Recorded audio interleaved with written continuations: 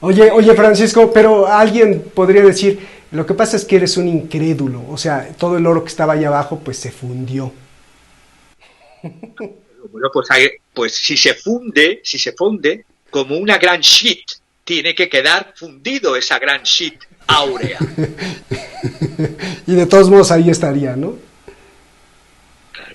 Oye, lo sorprendente, Francisco, es que estás hablando de novia, no sé cómo se pronuncie, pero novia Escocia o Escocia, Nadia. Nova es Nova, Nova, Nueva Ajá. Escocia, es Nova Oye, Escocia. estás hablando de un solo banco, pero en el World Trade Center Solo. ahí había muchísimos Claro, bancos y por bóvedas. eso estoy diciendo que lo recuperado y que anunció Giuliani, el alcalde de Nueva York, eran esto que he dicho, los 200 y pico millones. Pero esto coincide con la cifra que decía tener Nova Scotia en aquel momento.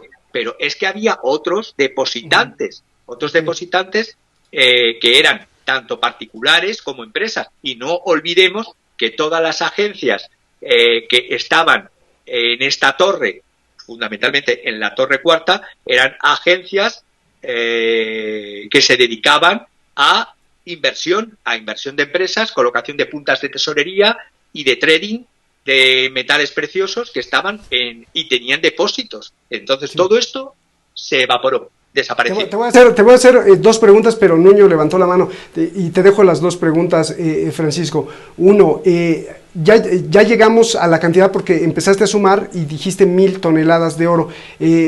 Supuestamente, de manera oficial, la reserva, por ejemplo, de Estados Unidos, que es el que más tiene oro, estamos hablando de 8.000 toneladas. Entonces, ya con 1.000 toneladas y lo que falta por escarbar, pues había suficiente oro ahí abajo del World Trade Center. ¿Habría la posibilidad de esta hipótesis que podría ser conspirativa, no mágica como los números, pero sí asentada en el constante intento de cambiar a patrón oro en el mundo y que justamente como pasó en la época de Kennedy, también en 1972, algo pasa y no se puede y habría ese intento y entonces viene el desplome de las torres gemelas, ese es uno, y dos, ¿qué pasó con Merrill Lynch? ¿Qué pasó con Lehman Brothers? Las grandes financieras, ¿se le murieron muchos o no se le murieron muchos? American Express creo que también estaba ahí. Déjame ir con Nuño, que le había levantado la mano. Nuño, por favor. Sí, bueno, lo primero que me gustaría comentar es que hay testigos que estaban hablando pues de innumerables todoterrenos de lujo sacando lingotes de oro los días previos al atentado.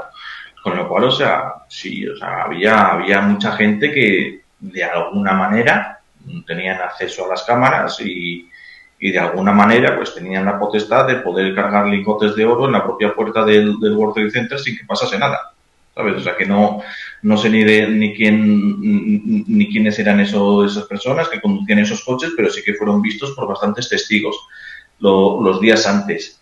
Está claro que hay muchas cosas que no cuadran. O sea, principalmente también había que mirar, o sea, cuánto dinero pagaron los seguros. Porque igual los seguros sí que pagaron la cantidad completa de oro y de repente tenemos, pues, que se ha quedado un poco aparte, que ya lo iremos reintroduciendo dentro del mercado, o sea, teniendo, digamos, un poco de beneficio adicional. No estamos hablando aquí tampoco de la Torre 9. Estamos buscando muchas explicaciones de lo que pasaron en las dos torres, pero la Torre 9, pues ahí está. Nos dijeron en aquel día que la habían tirado los bomberos porque se había quedado afectada por el fuego de las otras dos torres. O sea, que un edificio de semejante tamaño resulta que los bomberos lo pueden tirar en unas horas. No tiene sentido. Está claro que no. La versión oficial no cuadra, hace aguas por todos los sitios. O sea, tampoco podemos jugar a buscar una única razón. O sea, todos estos grandes eventos suelen ser una galaxia de elementos que se cristalizan pues en una solución que al final va a dar solución a muchos problemas. O sea, no es que si por el patrón oro, no es por el amianto, no es por nada, es simplemente empiezas a coger variables y al final es la mejor solución para muchos actores.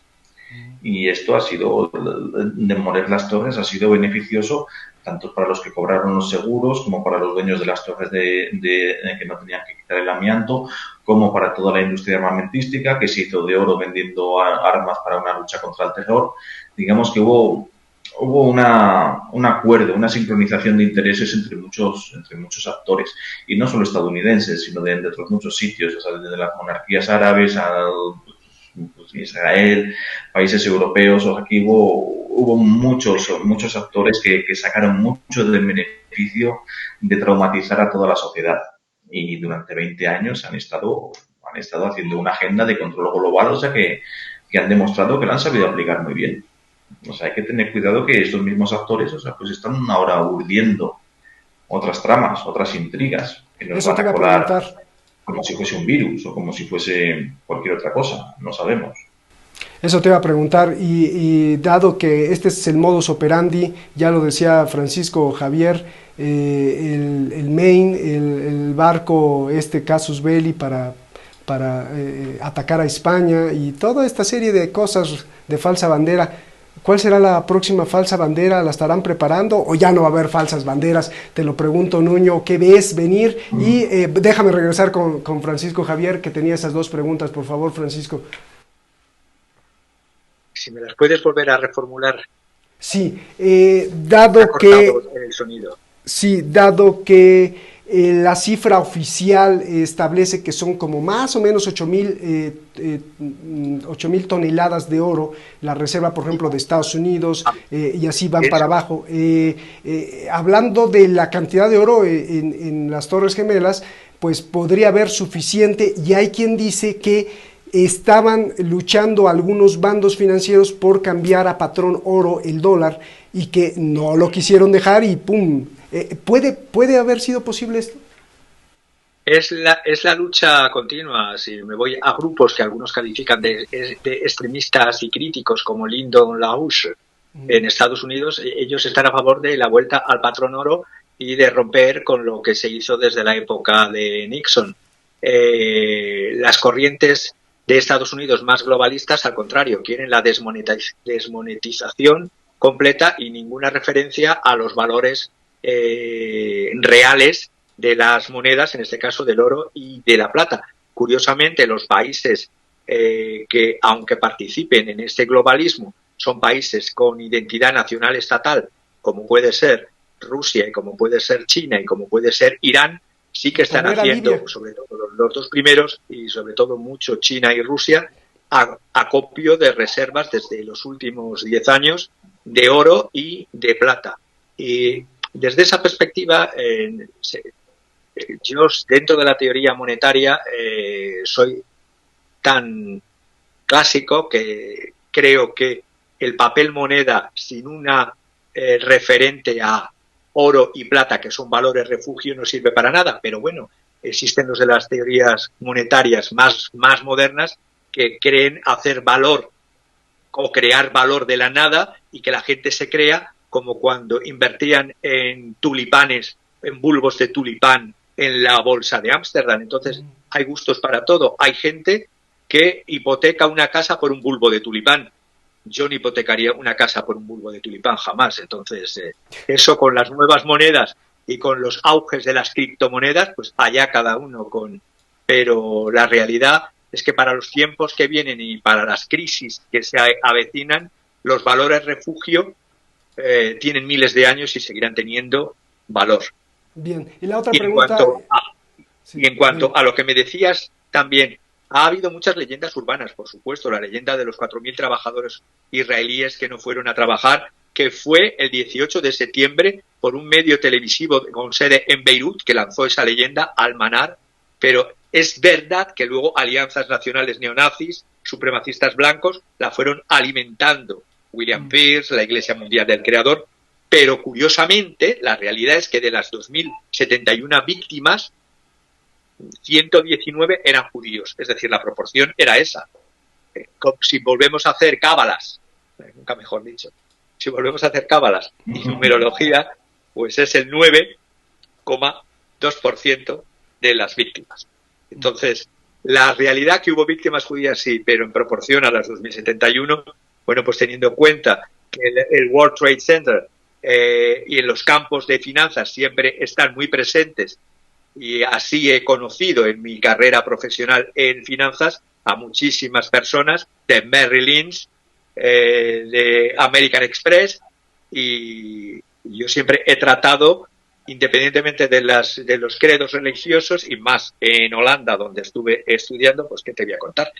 Pero la realidad es que hubo víctimas judías, pero en una proporción más pequeña. Eso no infiere. Cada uno, ella con la lógica irracional, puede pensar que fueron preavisados y entonces alimentar leyendas. Y a la pregunta que me hacías, la última parte, como se me cortó, porque se me está cortando, curiosamente desde mi último momento también estoy teniendo fallos cuando me formulas las preguntas. La segunda pregunta, ¿qué tenía que ver? Te preguntaba de los empleados de Lehman Brothers, de los empleados de Merrill Lynch, que pues como que no fueron tan afectados como otras empresas. Pero bueno, te faltó decirme nada más el significado. Curiosamente hubo en los libros de balance de estas empresas algunas que ganaron, como bien ha dicho Nuño, que ganaron y muy mucho, estando en pérdidas como estaban por la caída bursátil que estaba teniendo los últimos 3 meses, tuvieron unos repuntes. Unas fueron muy favorecidas, no voy a decir nombres, y otras pobres sufrieron pérdidas, no solamente humanas, sino de vidas humanas, sino pérdidas que les hicieron replantearse seguir la estructura de empresa. Por lo tanto, insider trading, algunos, sí que volvemos a la conspiración, algunos sabían que podía ocurrir algo. Es verdad que medios israelíes ya estaban y grupos del Mossad se habían entrevistado en ese cacao maravillado que es la lucha de poder que había entre las distintas agencias de inteligencia estadounidenses, es decir, la CIA contra el FBI contra la CIA, habían avisado de lo que podía suceder, pero no hicieron caso, y incluso dieron nombres de los cuales luego fueron esas personas, fueran los reales autores o no fueran los reales autores, pero esas listas sí que estaban proporcionadas por los servicios del Mossad, y a pesar de eso viene a cuento de lo que estoy diciendo, es decir, pasó lo que pasó. Es decir, hasta qué punto es responsabilidad de un Estado el tener, pero claro, como Estados Unidos es ese Estado de corporaciones y ese Estado de oclocracia oligárquica de unos contra otros, pues lógicamente CIA contra FBI, unos no hacen caso de lo que le están dando otro servicio secreto Mossad, esto pasa, unos se benefician, en la pista saudí no pasa, bueno, si lo vemos ahora mismo, es decir, ¿qué ha pasado en las relaciones diplomáticas estadounidenses con Arabia Saudí tras el asesinato, descuartizamiento, troceamiento, desaparición del cuerpo del periodista? Y ahí se sigue diciendo: nosotros defendemos la libertad y nosotros apoyamos los regímenes de la libertad. Yo es que, como soy un gran escéptico y un cínico, filosóficamente hablando, con una escala de valores interna que no intento imponer a nadie, lo que sí lucho es por esclarecer y por poner primero en muestra las enormes contradicciones que hay dentro de los discursos y de los relatos oficiales de las administraciones, de todas, y de las manipulaciones y de las disonancias cognitivas que meten en las cabezas de las personas para manipularles y para, fundamentalmente, dirigirles. Entonces, el gran ojo de Orwell nunca ha sido tan presente y tan duro desde el 11/9 del 2001. Bien, regreso contigo, Francisco, para la conclusión. Vamos con Nuño para la conclusión también. No se te olvide el número 9, te me estás escapando, Francisco. A ver, Nuño, Nuño, pues ahora que tiramos, ¿no? O ya no, la sed de andar haciendo ataques de falsa bandera. ¿Qué ves? Porque el mundo está mucho más complejo y complicado que en el 9/11 del 2001. Las falsas banderas, las falsas justificaciones para los grandes movimientos en contra de las libertades civiles, pues eso es algo que va a ser progresivo y continuo, es algo que no va a parar. O sea, desde los atentados del 11S hemos tenido un retroceso en nuestros derechos y en nuestras libertades que no es que se hayan ido asumiendo, es que se han ido justificando. O sea, tampoco hemos visto grandes rebeliones, ni hemos visto grandes protestas en la calle, lo cual quiere decir, o sea, porque a la hora de la verdad la dinámica social no es de abajo arriba, sino que es algo que se impone de arriba abajo. Aceptamos los patrones de comportamiento que nos van dando. Se ha decidido que tiene que haber un cambio social y simplemente se está aplicando. O sea, desde el 11S, pues tenemos restringidos la libertad de expresión, no tenemos derecho a la privacidad de las comunicaciones, no tenemos derecho a una libertad de transporte, digamos, o sea, se nos ha robado la intimidad y no ha pasado nada. O sea, simplemente no ha habido movimientos de protesta, no ha habido grupos de poder que hayan movilizado a la población en contra de los grupos de poder que están aplicando esto. Parece que están, digamos, todos al unísono en ese aspecto. Después nos vino la crisis económica del 2008, o sea que resulta que la narrativa oficial es que el alto nivel de vida de la clase media europea había creado una crisis bancaria, una crisis financiera.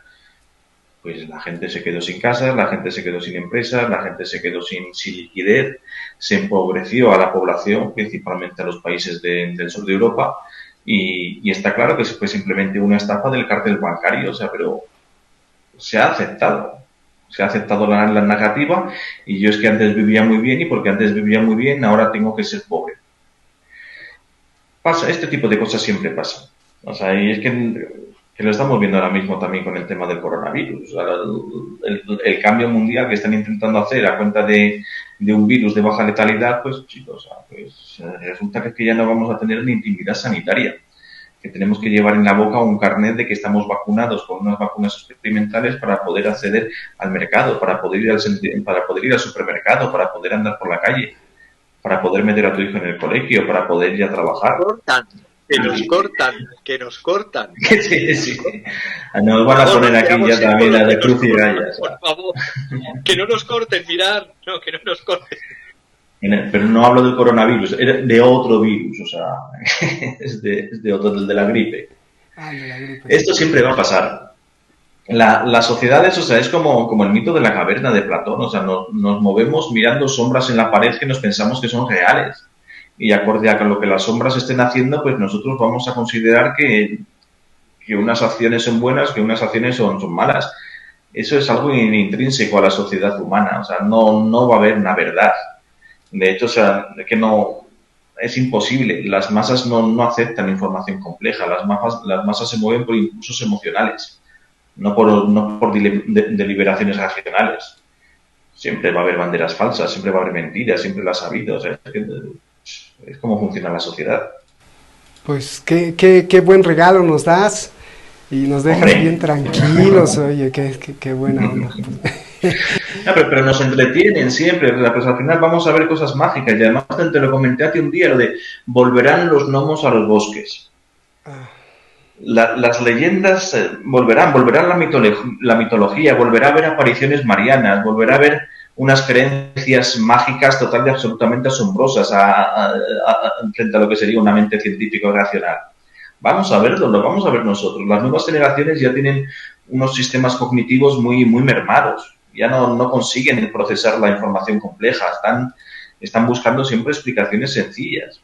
Los tenemos a los niños. El otro día estábamos viendo cómo a los niños se les puede convencer de que no son ni niños ni niñas, sino de que son ellos. Entonces, yo no le doy más de 10 años a que vuelvan los gnomos a los bosques. Claro. Cuando se aparezca una cosa gigante o algo así, hecha por tercera dimensión, cuarta, quinta con láser, pues entonces lo van a creer, ¿no? Los hologramas de 7 dimensiones, que se llama, van a ser una herramienta básica para comenzar a volver a creer en mitologías. Pues ya nada más y me voy a divertir mucho. Sí, no, exactamente. Y en un par de generaciones ya no va a ser una guisa de tequila, sino que va a ser algo religioso. Uy, es triste, pero están degradando la mentalidad científica europea, pues otra vez a mentalidades primitivas. O sea, y de hecho nos quieren llevar hasta la tribu algunos. O sea. Pues muy bien, pues muchas gracias, Nuño, te agradezco mucho por compartir tus conocimientos y por compartir ahora también tu mechero, tu cosa esa. Francisco, la conclusión y lo que le preguntaba a Nuño, ¿qué ves si nos regresamos hace unos siglos, hace unas décadas, bueno, pues vemos ahí los ataques que tú mismo decías contra España para atacar a España, luego el 11S, luego muchos otros más que conocemos. ¿Qué ves venir? ¿O ya se les acabó la sed de ataques de falsa bandera? ¿O ya no va a haber derribo de torres gemelas? Porque bueno, pues ya ni hay torres gemelas, no hay necesidad de derribar, a lo mejor ahora son otras necesidades. Y el significado del número 9. Te voy a responder rápido, incluso al 9. Entonces, empezando por el 9. Mira, una pequeña abrebocas del 9. El 9, entre los esoteristas, es un número con una vibración especial en todos los idiomas. El 9, además, tiene que ver con eso que llamamos el mito templario, que no es tal mito, es una historia. Los templarios, en el 1119, 9 templarios originalmente fueron los fundadores y no aceptaron durante 9 años que hubiera más número de miembros. Como la masonería se dice que es la masonería en su origen, en su mitologema, en sus mitos, dice que son los herederos del temple, entonces los herederos del temple dan este valor al número 9. Entonces, además, fueron, por así decirlo, instituidos en el concilio de Troyes, que fue en el 1129 también. Es decir, eso en cuanto al 9. A lo que decía Nuño, totalmente de acuerdo. ¿Tenían de género, Francisco, tenían ya ideología de género? O sea, ¿era temple y no templo? No, era temple, de género, ideología de género. Se les acusó cuando ante el rey Felipe Augusto y la Inquisición francesa, se les acusó de prácticas sexuales sodomitas y se les acusó a los templarios para cargarse y quedarse con todo el dinero de las encomiendas templarias y de todos los préstamos que habían hecho a todos los reyes, entre ellos el de Francia. Se les acusó a adorar a un andrógino que no era ni hombre ni mujer, que es una figura del Baphomet. Entonces, si queremos dar rienda suelta a eso, a un andrógino y prácticas sodomíticas que los pobres templarios tuvieron que admitir bajo pena de inquisición y luego quemados vivos. Y como se decía, si salen vivos de la hoguera es que Dios lo ha querido, y si no, brûlez tous, quemarles a todos. Entonces les quemaron a todos. A lo que iba, en los momentos de toda la historia, y esto es historia real, en todos los momentos que ha habido crisis, y crisis de valores, tanto trascendentales como de valores, como de situación económica, social, cultural, hay vueltas al pensamiento mágico. Y esas vueltas a pensamientos irracionales y mágicos dan el pensamiento tras la Ilustración vino el movimiento romántico, que fue una caída, sobre todo en la Ilustración alemana, del Sturm und Drang, del irracionalismo. El irracionalismo dio origen a movimientos völkisch que luego en el siglo XIX y ya a principios del XX darían movimientos fascistas y sobre todo el nacionalsocialismo, muy ligados a ideas irracionales y mitos irracionales. En el siglo XX hemos tenido lo que hemos tenido también de una parte de racionalidad y otra vuelta desde los años 90 y sobre todo desde el 2001, otra vez vuelta a las explicaciones, teorías del complot, ya no solamente ufológicas, ya ocultistas de todo tipo, mezclando, además, cuando decía Nuño, muy bien dicho antes, cuando hablamos de los iluminados de Baviera, si le tuviéramos que poner un signo, era un signo de izquierda de hoy, porque eran revolucionarios que creían en la figura de Espartaco. El Espartaco era una figura de un esclavo que se sublevó contra Roma y fueron todos los movimientos que se hicieron contra el antiguo régimen, el absolutismo y sobre todo la infiltración de la masonería en todos los movimientos de liberación nacional en Centroamérica y Sudamérica, muy ligados a logias del Grande Oriente de Inglaterra para quítate tú, imperio colonial español, que me voy a poner yo British Empire. Entonces, el pensamiento mágico irracional se da desde la antigüedad en todas las situaciones de crisis. Crisis del siglo III, que fue fundamental en la época romana, dio origen a los movimientos gnósticos, que se multiplicaron por todo el Imperio Romano. Y todas las crisis que ha habido en la historia, fundamentales, si pienso en la Edad Media, una crisis, la del siglo XIV, muy importante, la crisis del siglo XVII en pleno barroco contra el racionalismo anterior, la crisis del XIX frente a la Aufklärung del siglo XVIII, es decir, los movimientos se van solapando, hay momentos de racionalidad y luz y momentos de vuelta a la irracionalidad y al pensamiento mágico. Es una tendencia que hay dentro de... Es decir, después del racionalismo vino el barroco, después de la ilustración vino el romanticismo, después del pensamiento científico positivista de finales del XIX vino el pensamiento mágico y völkisch en Alemania, en Francia, y dieron toda esa serie de horrores que se desarrollaron durante la primera parte del siglo XX. Y a finales del siglo XX, ya a caballo con el siglo XXI, se están dando monstruos que darán origen pues a verdaderas monstruosidades, valga la repetición, que tendrán que ver con no pensar con los instrumentos de la racionalidad y pensar con instrumentos tan manipulables y que nos hacen caer en la servidumbre voluntaria como el pensamiento mágico y el pensamiento conspiracionista. Les agradezco muchísimo, muchísimas gracias, de verdad, esto es una clase maestra, masterclass, de verdad. Nuño, ¿estabas levantando la mano? Sí, por favor. Me gustaría, en otro programa que tengamos tiempo, poder escuchar a Francisco hablar sobre los grupos fabianos.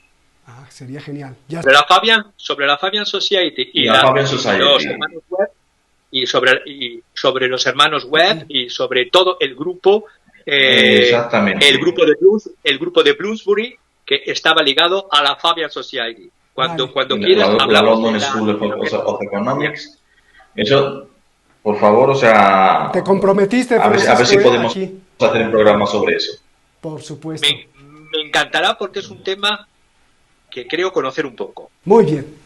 Genial, les agradecía mucho, gracias por compartir su conocimiento y además les felicitaba porque esto es una clase maestra, es un masterclass y sin fines de lucro, ¿no? Sino al revés, aprendemos, yo aprendo, todos aprendemos muchísimo. Les agradezco, Nuño, Francisco, de verdad, con toda la humildad, gracias por compartirnos esto que es valiosísimo. Y a usted, y recuerdo las tragedias griegas, hablando de las tragedias, recuerdo que pues lo que nos queda a nosotros quizá sea el respeto y también la paciencia, ¿no? Respeto para no estar acusando al otro inmediatamente, descalificarlo simplemente porque no piensa como yo, y la paciencia porque a veces, si no le damos el tiempo a la diferente verdad que hay en cada quien, no nos damos cuenta de que probablemente ese no sea tan malo y el otro que decía que era el bueno para castigar al malo resulta ser el malo.